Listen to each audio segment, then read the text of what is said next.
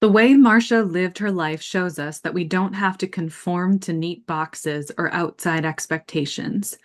Her story will embolden the closeted gay college student to wear nail polish for the first time in public, the middle-aged parent to transition later in life, and the teenage girl to work up the courage to ask her same gender crush to prom. But Marsha's story will travel far beyond a queer readership. It has the power to touch everyone, because everyone suffers from the social pressure to fit in and take the normal, pre-approved path in life. Marsha didn't wait for the world to tell her she could be free. This is really good. She told the world she already was free and that they'd better catch up. Heroism is embodied when you're living your truth. How free are we going to let ourselves be? The gift of Marsha's life provides an answer to this question. And every reader will get to carry that gift with them, giving themselves permission to be their most free, unruly, fabulous selves.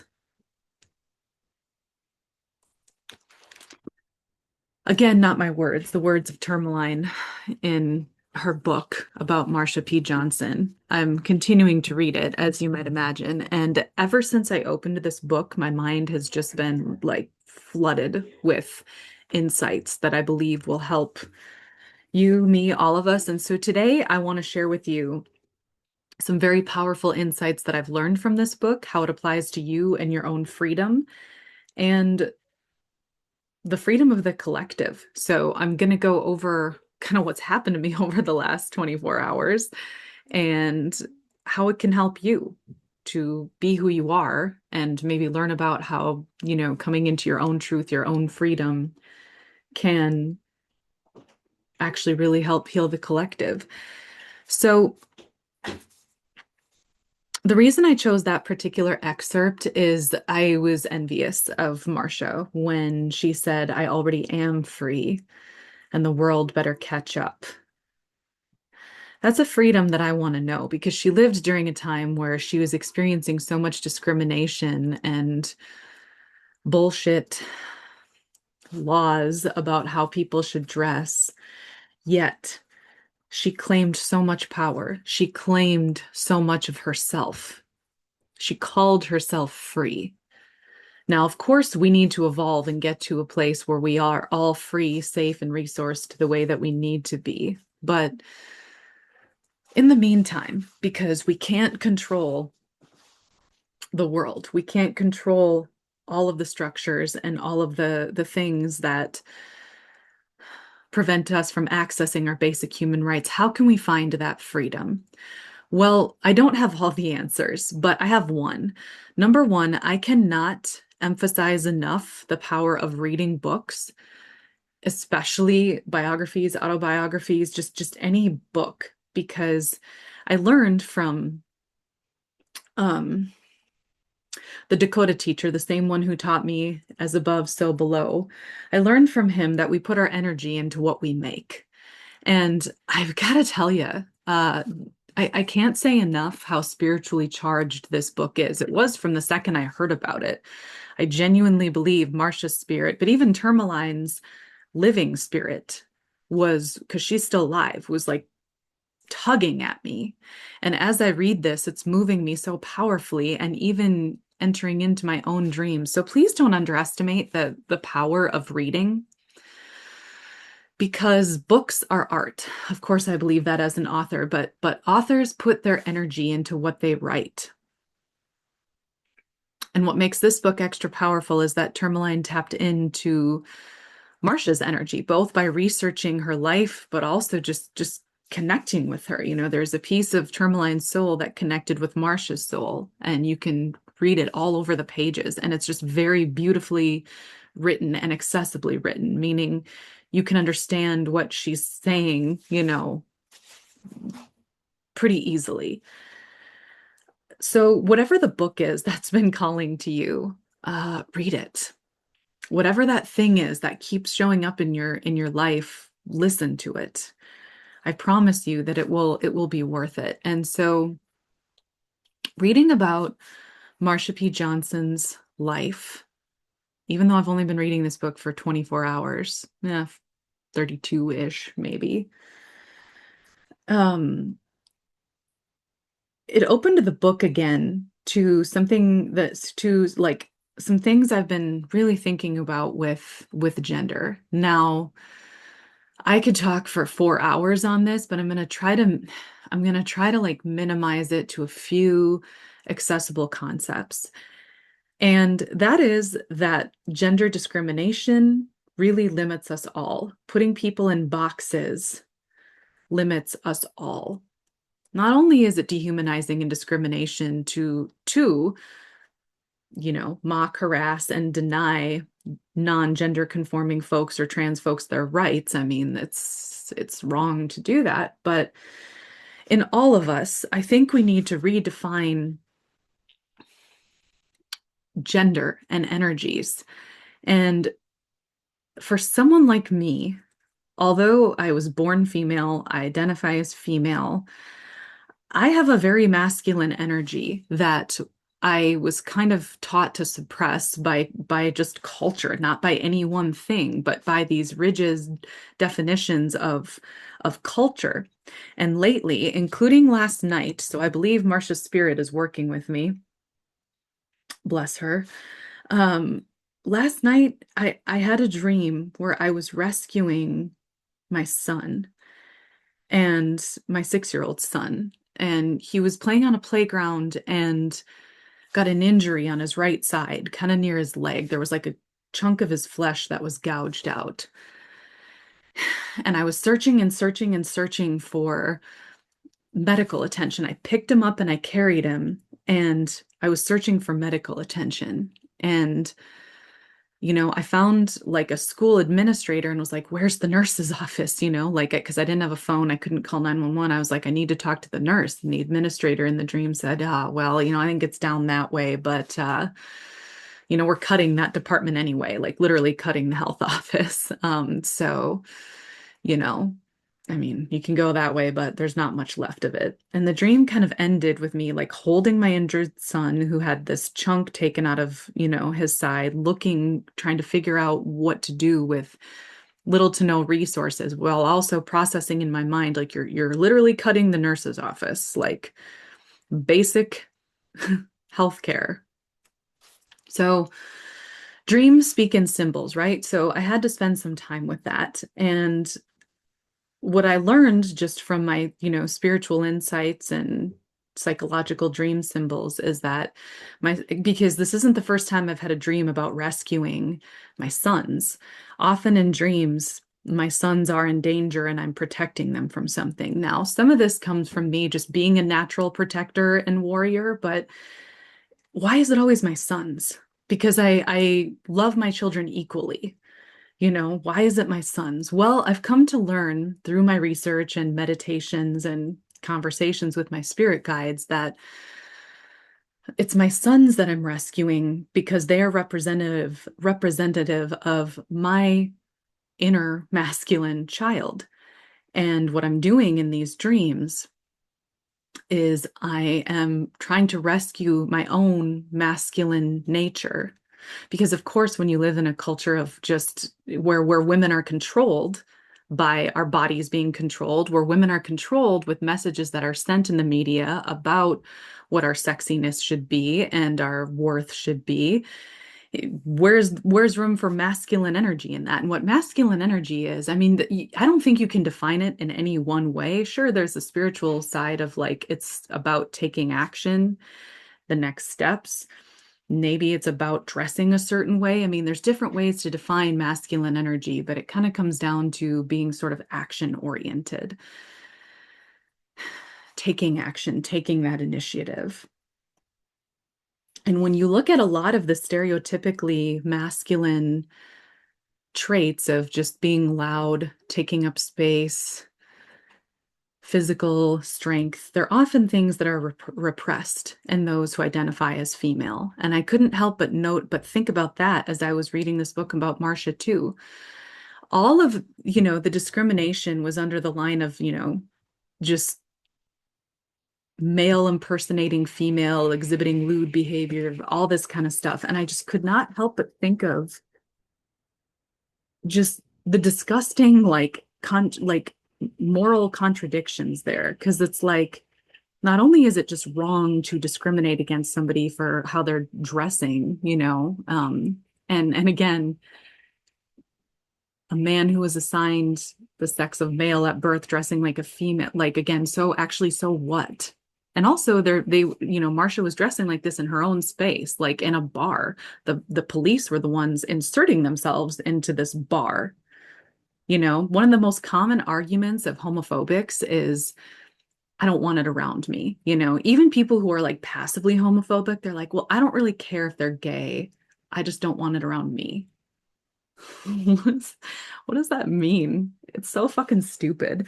And it's worse. It's like it just it's almost worse. Like what, because how does someone being gay around you actually affect you?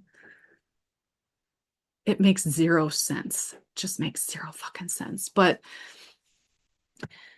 particularly all these laws about that Marsha faced discrimination for, for impersonating a female and whatever, it's like, well, it's also suppressing feminine energy being loud, feminine energy in general. I'm not just talking about trans females, I'm talking about just femmes, all females, like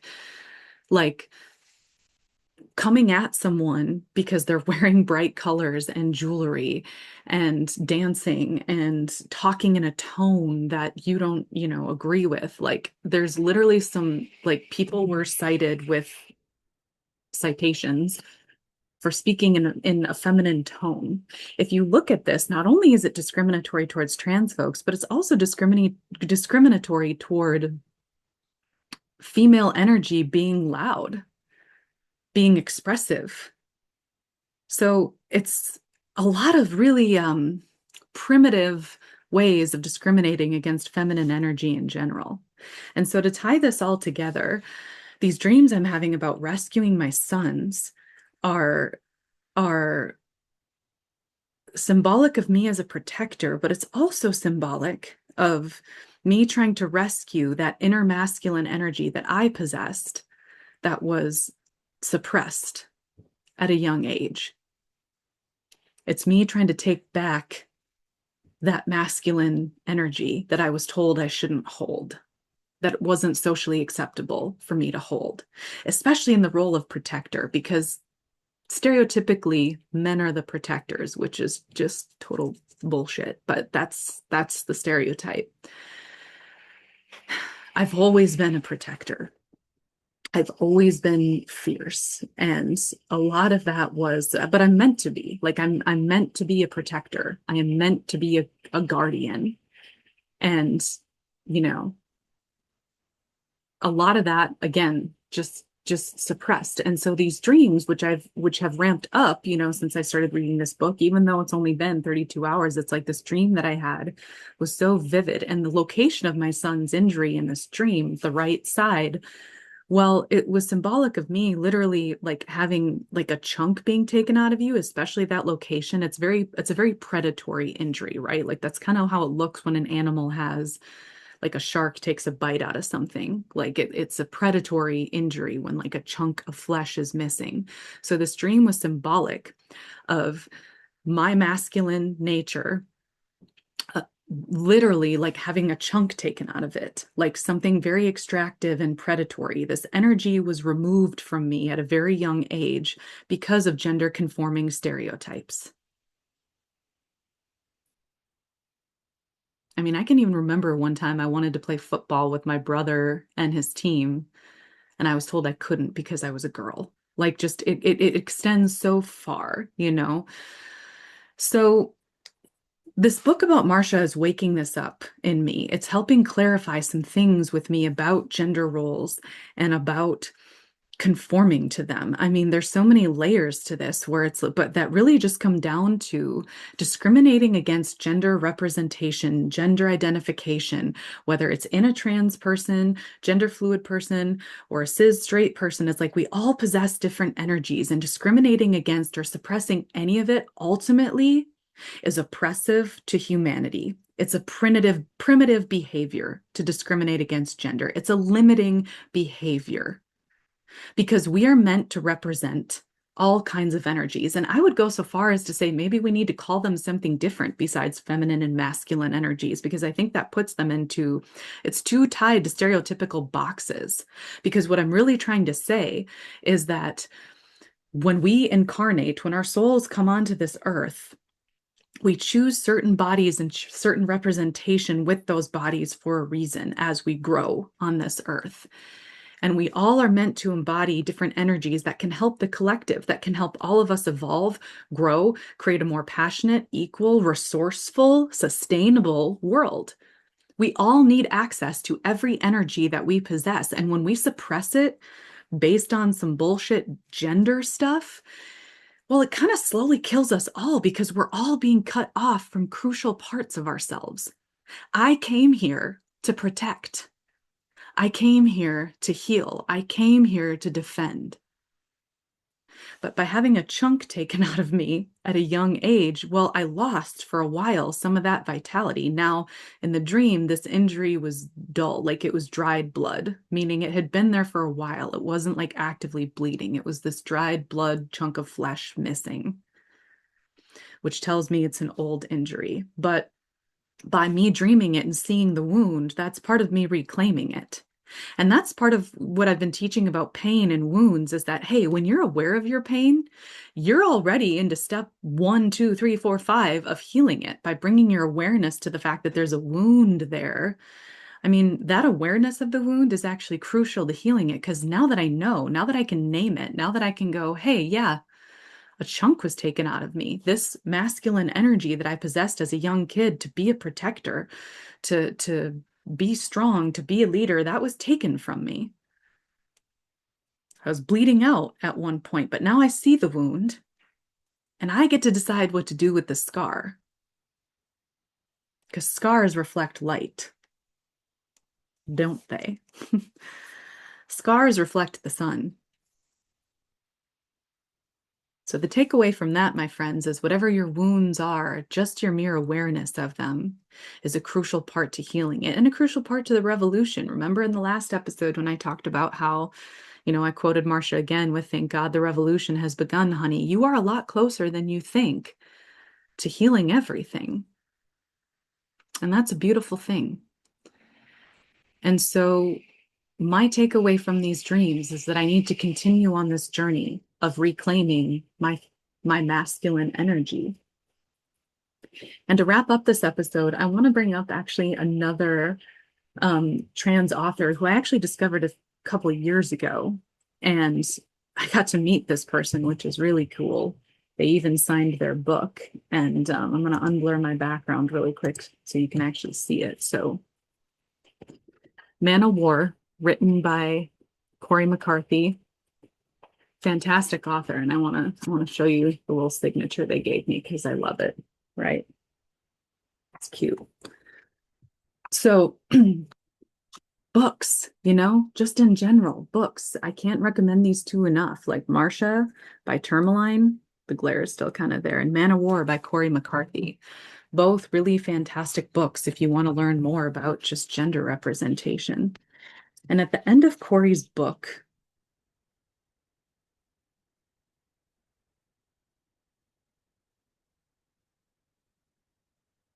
they wrote about gender representation as evolution. And I really wanted to read it because it was so good. If I can't find it in the next like 10 seconds.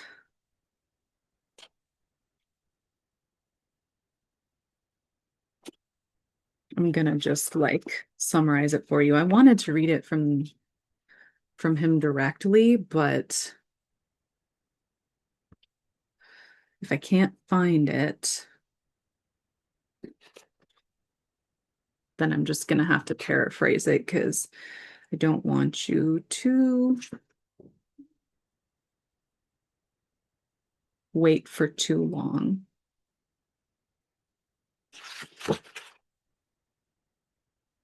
So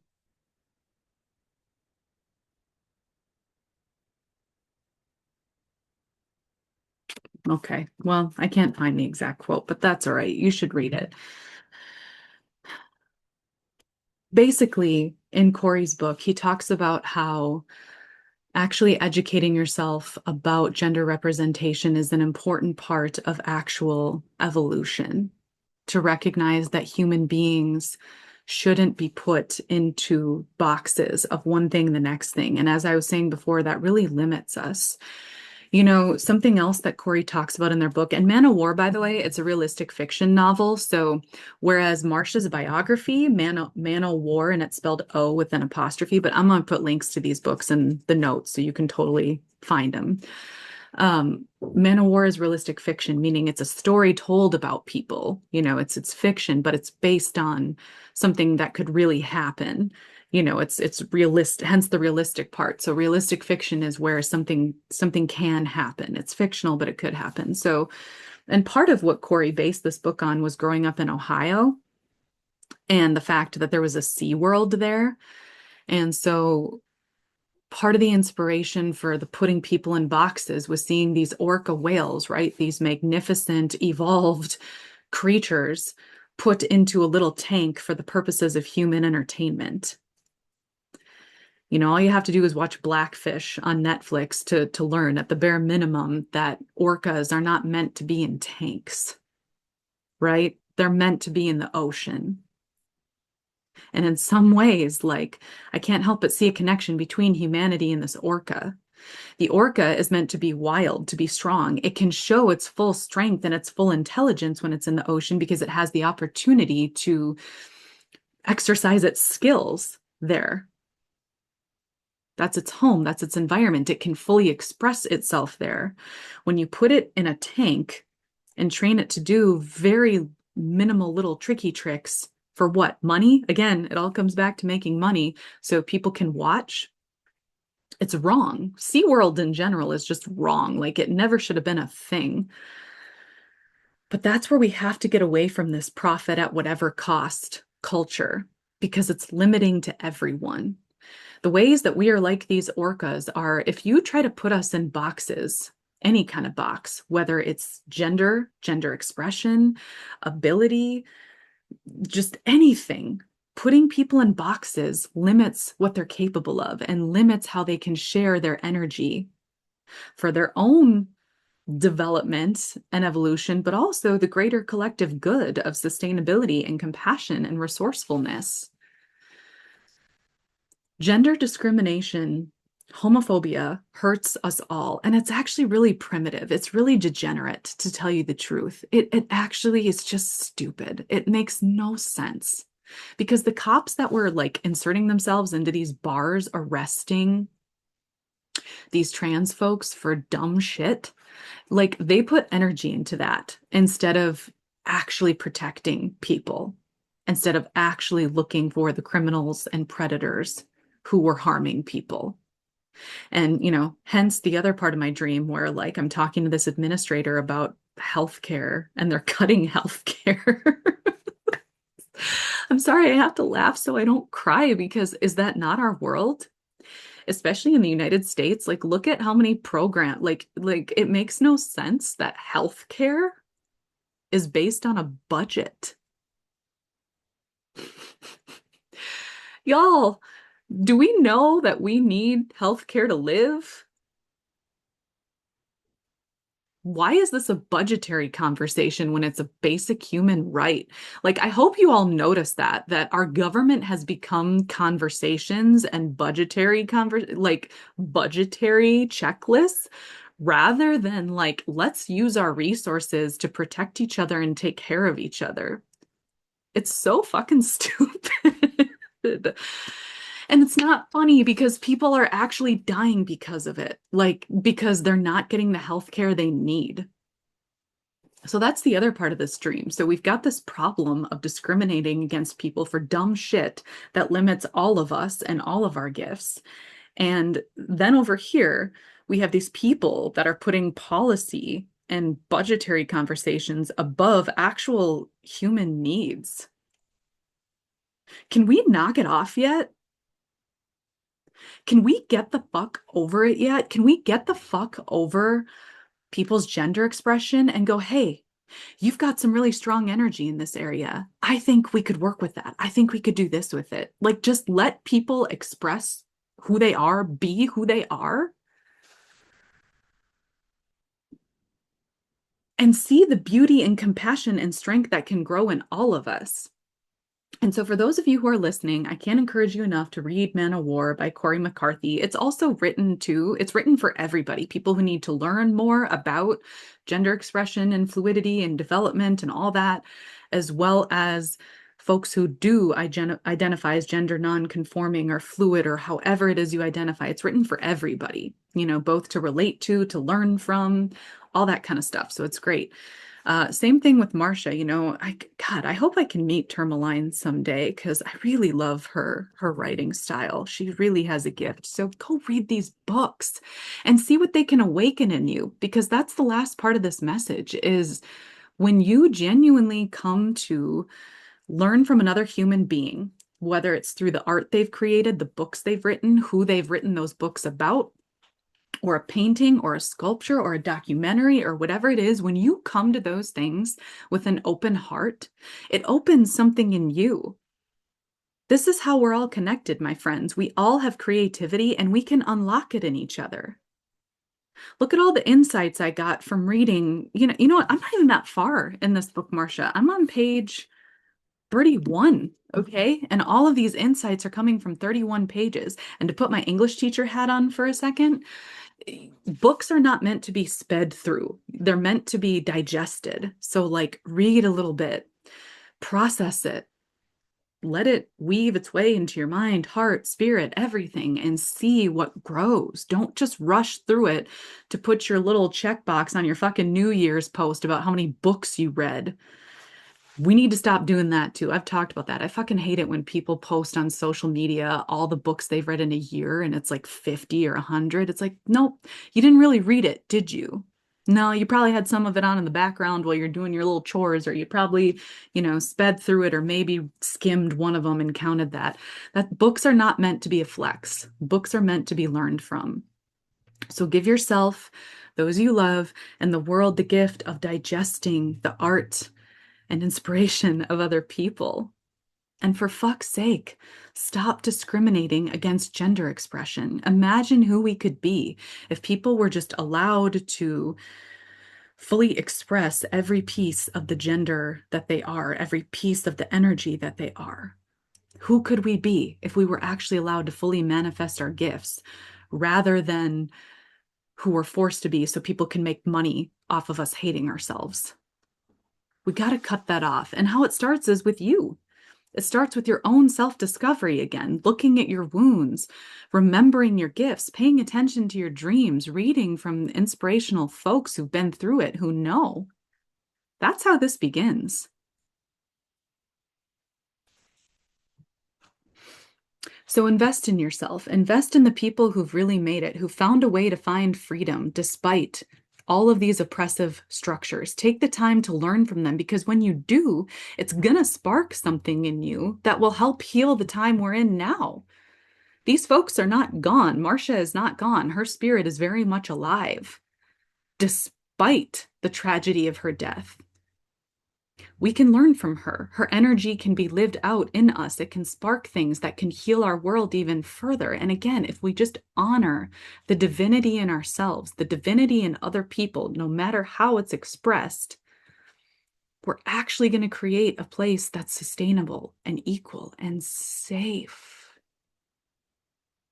We all got to be safe, y'all. Maslow's hierarchy of needs. Can't experience much without safety. But in the meantime, thanks for coming.